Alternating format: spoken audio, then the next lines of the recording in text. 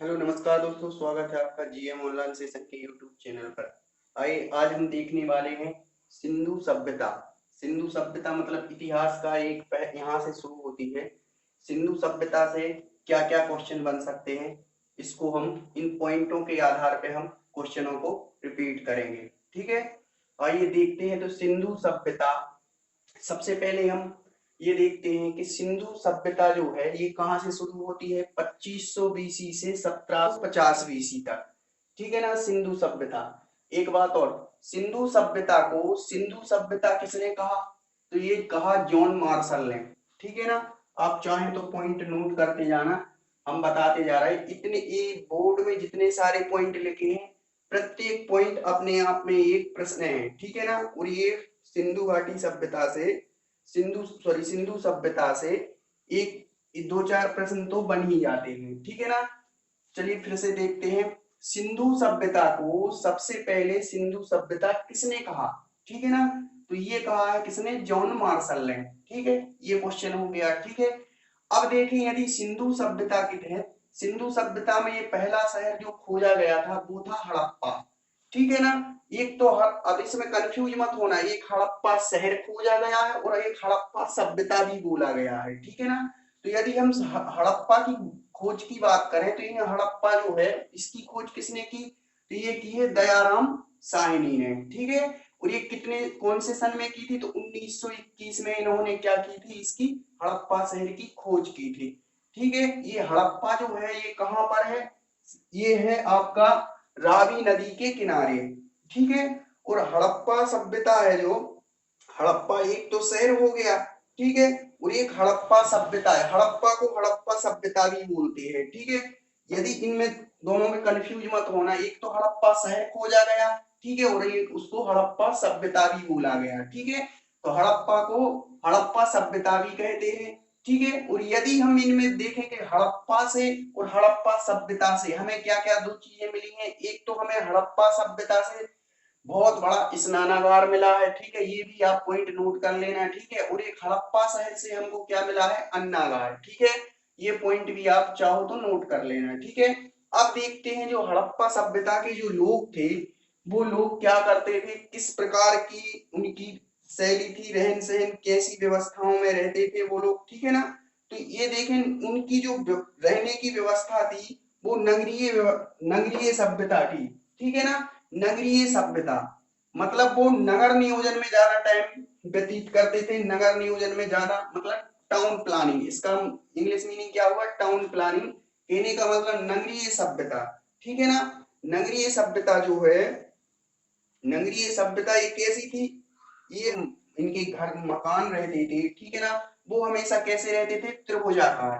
ठीक है ना, कैसे रहते थे? त्रिभुजाकार। तो इसमें क्वेश्चन भी बन सकता है कि ये जो सिंधु घाटी सभ्यता में जो लोग थे, ठीक है ना, उनकी जो नगरीय सभ्यता थी वो किस प्रकार की थी या किस आकार की थी? तो कैसी थी? त्रिभुजाकार। ठीक है, ये हर एक पॉइंट अपने आप में एक प्रश्न है। ठीक है, और हम इन प्रश्नों को आपको रिपीट कर, जब रहते थे तो कुछ फसलें भी करते होंगे। ठीक है, फसलें भी उगाते होंगे। ठीक है, तो यहाँ जो ये इनके यहाँ जब ये लोग फसलें जो है, इनकी जो फसल है और गेहूं गेहूं और जौ की फसल ये उगाते थे। ठीक है, अब ये जो लोग हैं इनकी लिपि भी हुआ करती थी। ठीक है, ये कौन सी मतलब कुछ यदि लिखते थे या कुछ भी करते थे, एक दूसरी कोई भी बात समझना है तो इनकी जो लिपि होती थी वो कैसी होती थी? चित्रात्मक लिपि होती थी। ठीक है ना, तो ये क्वेश्चन यदि आपसे पूछा जाए या बन जाए कि इनकी जो सिंधु घाटी सभ्यता के जो लोग थे उनकी लिपि कैसी थी, तो वो थी कैसी? चित्रात्मक लिपि। ठीक है ना, कैसी लिपि थी? चित्रात्मक, ये लिखा हुआ है चित्रात्मक लिपि। अब ये लोग सिंधु घाटी सभ्यता के जो लोग थे ये क्या कुछ खेल भी खेला करते थे। ठीक है ना, तो ये कौन सा, यदि पूछा जाए कि सिंधु घाटी सभ्यता के जो लोग वो कौन सा खेल खेलते थे, ठीक है ना, तो आप बोलेंगे पासा। ये क्या खेलते थे? पासा। ठीक है, और ये अपने ये हड़प्पा शहर है ये कहाँ है? ठीक है ना, तो ये जो है ये स्थित कहाँ पर है? हड़प्पा शहर ये है मोंटगोमरी जिला। ठीक है ना, पंजाब पाकिस्तान। ठीक है, यहाँ पर है ये। उस समय जब ये शहर तो ये कहाँ खोजा गया था? मोंटगोमरी जिला, पाकिस्तान, पंजाब पाकिस्तान में। बात समझ में आ रही होगी, ठीक है ना। उस समय ये हड़प्पा शहर वहां पर खोजा गया था, ठीक है। अब देखें यदि हम इसको, ये तो हो गया हड़प्पा जो है वो रावी नदी के किनारे हो गया, ठीक है। और अब इसके बाद दूसरा शहर जो खोजा गया है वो है कौन सा? मोहनजोदड़ो। ये बहुत ही इंपॉर्टेंट है, ये आपसे पूछा भी, कई बार पूछा भी गया है परीक्षाओं में, ठीक है। मोहनजोदड़ो जो है इसको मृतकों का टीला भी कहते हैं, ठीक है। मृतकों को टीला इसे किस भाषा में कहते हैं? तो सिंधी भाषा में कहते हैं, ठीक है। यदि आपसे पूछा जाए कि मृतकों, मोहनजोदड़ो को मृतकों का टीला कौन सी भाषा में कहा गया? तो सिंधी भाषा में कहा गया। यदि आपसे पूछा जाए मोहनजोदड़ो को मतलब मृतकों को टीला किसे कहते हैं? तो मोहनजोदड़ो को कहते हैं। बात समझ में आई होगी, ठीक है। ये जो मोहनजोदड़ो है ये कहाँ पर है? ये है सिंधु नदी के किनारे। बात समझ में आ रही होगी, ठीक है। अब यहाँ जब मोहनजोदड़ो को खोजा गया है, खोजा गया, तब यहाँ पर कुछ अवशेष भी मिले हैं, ठीक है।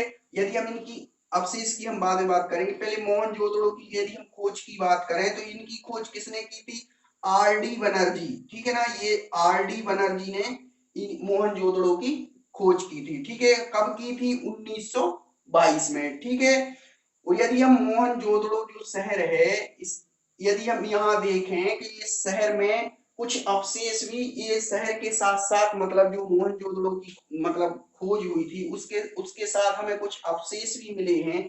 तो वो अवशेष क्या है, ठीक है ना। वो अवशेष हैं, एक तो पशुपतिनाथ की मोहर मिली हुई थी, ठीक है। पशुपतिनाथ की मोहरें भी मिली हुई थी, ठीक है।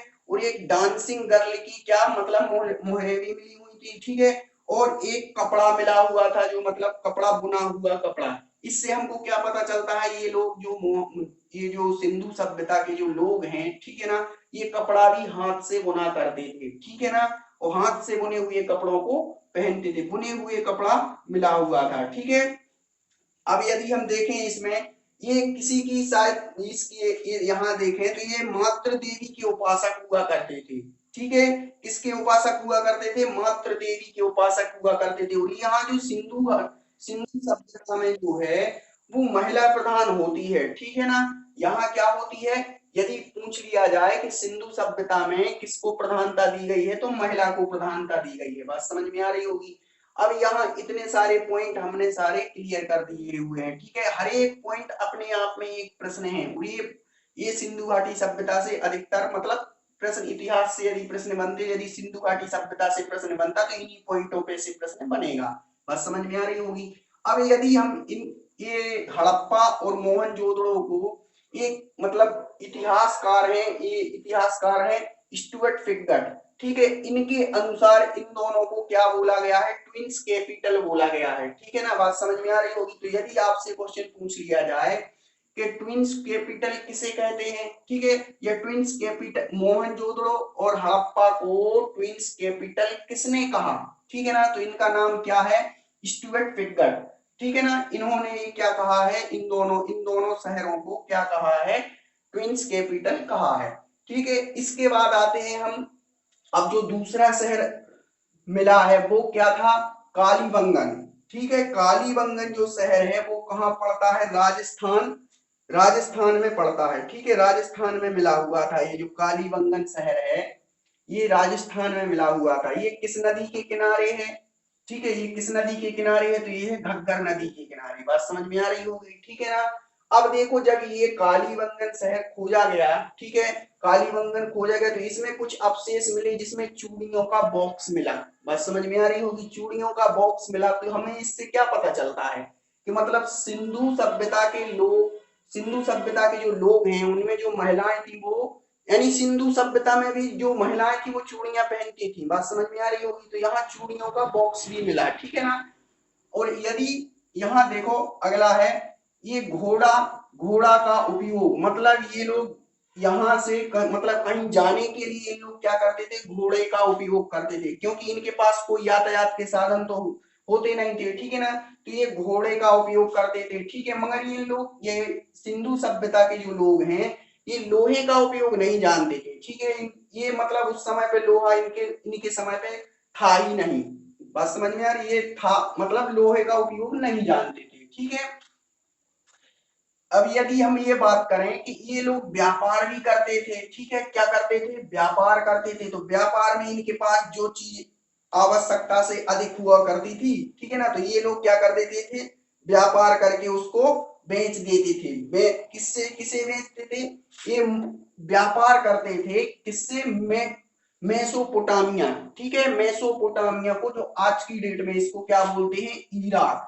बात समझ में आ रही होगी। मेसोपोटामिया से ये सिंधु सभ्यता के लोग जो हैं वो क्या करते थे, व्यापार, ठीक है ना, और साथ ही ईंटें भी बना लेते थे, क्योंकि इनकी जो ये जो सभ्यता है, टाउन प्लानिंग है, वो ईंटों से ही बनाई गई है, ठीक है ना, तो ईंटें भी बनाते थे इन लोग, ठीक है।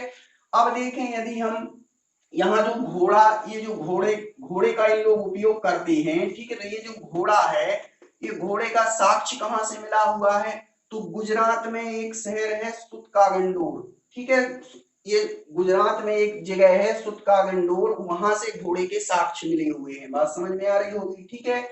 अब देखते हैं कि हम ये सिंधु घाटी जो सभ्यता है, ध्यान से देखना, सिंधु घाटी सभ्यता है, ये कहां से कहां तक, यानी ईस्ट से वेस्ट तक, मतलब कहां से कहां तक फैली हुई थी, नॉर्थ से साउथ तक कहां से कहां तक फैली हुई थी।